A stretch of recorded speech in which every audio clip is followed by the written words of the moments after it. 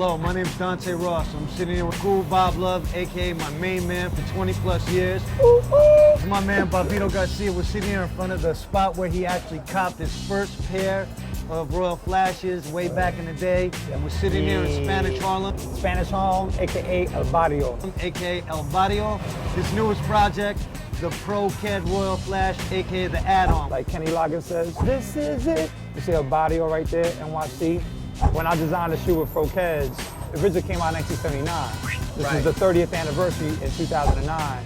They approached me to bring it back out, and you know, I felt like I had to pay homage to El Barrio because the first place I saw the Pro-Keds Royal Flash was here in El Barrio, and the first place I bought a pair was here on this very block, 116th between Park and Lex. This is like the epicenter, the cultural stamp for the Puerto Rican diaspora worldwide. Here is where Tito Puente, you know, grew up, and Mango Santa Maria, and you know, mad cats that made Latin music, you know, what it was globally.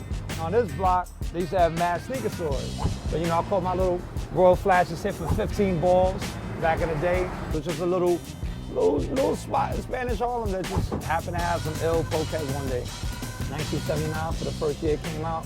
Pa'lante, siempre pa'lante is, you know, it's like a catchphrase for positive Puerto Ricans to say, like, you know, let's move forward. Here's the add-on, And then on the back here, we got Baloncesto Boricua, but we're gonna talk about that when we get to the basketball court.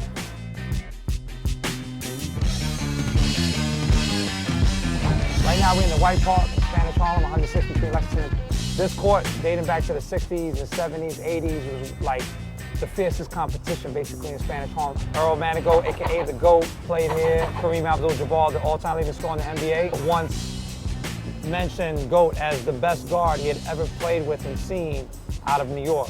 This was like, if you want to see the greatest Puerto Rican players in New York, you came to this park in the 70s. Coqui Ortiz, Munch, Ramon Cruz from the Bronx. You're talking about just high-level basketball, and understand that you can't extract New York City anything cool from basketball. Like, it is part of our matrix. You know, there's 500 outdoor courts in the 5 boroughs. In the summer, you got like 70+ tournaments. The cat that first started DJing hip-hop parties, Kool Herc. I mean, he played ball. He got his nickname on the basketball court. You know, and if you look back at the early parts of hip-hop, when it was developing, like the Park Jam, where was the Park Jam? It was in a basketball court. Again, like, you know, designing the Pro-Keds Royal Flash, you know, and paying homage to El Barrio, I felt like this park was like in my mind as I was designing the shoe. If you look at the flavors that I did, you know, the Army Jacket Green, the Burgundy, the Ox Blood. Back in the day, like, they were all like very much like rich, like earth tones. Particularly, you know, the sneakers coming out in the fall. Think of the autumn, you know, playing ball outdoors, getting cold outside, but you're still in the park. A lot of cats wore the tournament shirts as like a badge of honor. Especially if you show up to a spot that people don't really know you. You gotta wear something that shows like, yo, like I'm official. You know, I'm not gonna wear a Knicks jersey that anybody could wear. Pick me up if I ask you for Knicks. You know, I'm not wearing my brother's t-shirt. When he talks about guys who had tourney shirts, I wasn't that guy.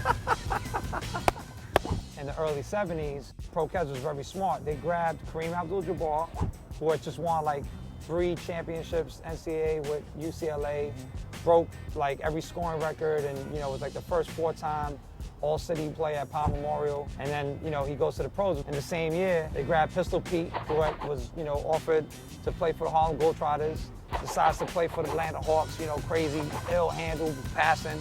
And they grabbed Tiny Archibald, who's like a playground legend, you know, killing it at Rucker on 155th and 8th, you know, killing it in college at UTEP, and then he goes to the pros and becomes the first player ever, and since, no one's ever repeated this, to be the scoring leader and assist leader in one season.